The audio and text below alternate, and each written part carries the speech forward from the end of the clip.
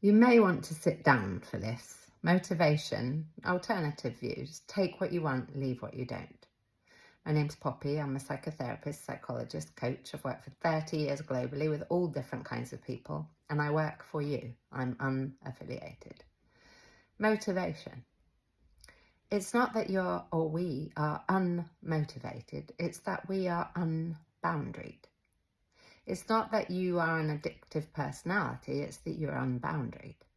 It's not that you're big boned, it's that you're unboundaried. Or you're taking medication which has you put on weight. So we get to think about this, is a boundary is there for you and I, not for other people. We think boundaries, oh, you're crossing a boundary and so on.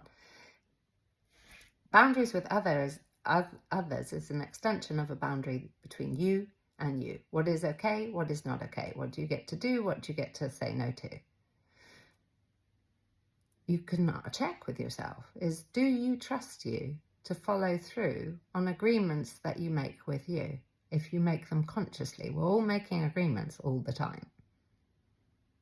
We don't get what we want in life, we get who we are. The question would be the important things in your life that you would like for you.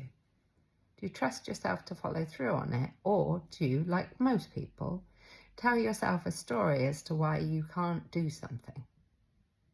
Because they are stories at the end of the day. We have a choice what we'd like to do with our time. Can you trust you to have a boundary to put the phone away from your head whilst you sleep tonight?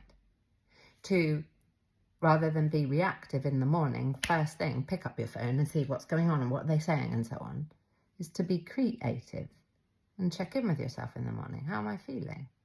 Do I remember my dream that has very important messages about what you get to do and not do for your boundaries in your life? Who stands to gain from you being less than your best? And who stands to gain from you being at your best? Fear of success, we have it. Because ultimately our worst fear is that we are not worthy and we will not be loved. So we tell ourselves stories about whatever, whether we're successful or not. Boundaries as the kind of the key to the kingdom on health and happiness and vitality and freedom and wealth. Do you have any? Because if you're protesting, me too, I'm human too.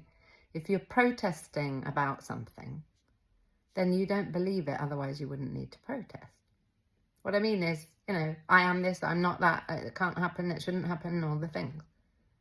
So you get to ask yourself, am I just following a trend that's something that I learned from my parents or caregivers? Because you want to be close to them, so you do what they did.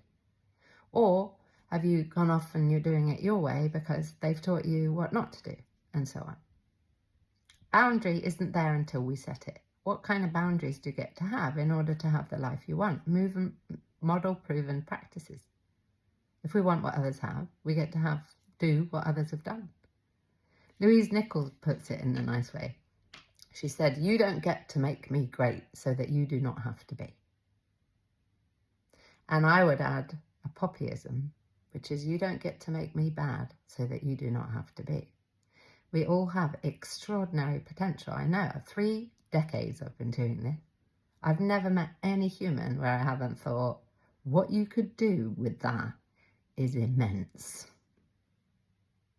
So we have a choice. Do we make excuses, or do we start to go, what small little agreement can I make with me so that we can get into a rhythm of trusting yourself and feeling secure with you? And then the next little thing. I've got plenty of resources for you, 30 years worth. Happy to give them to you with my love. Like, follow, all the things. I'll see you again. Big love.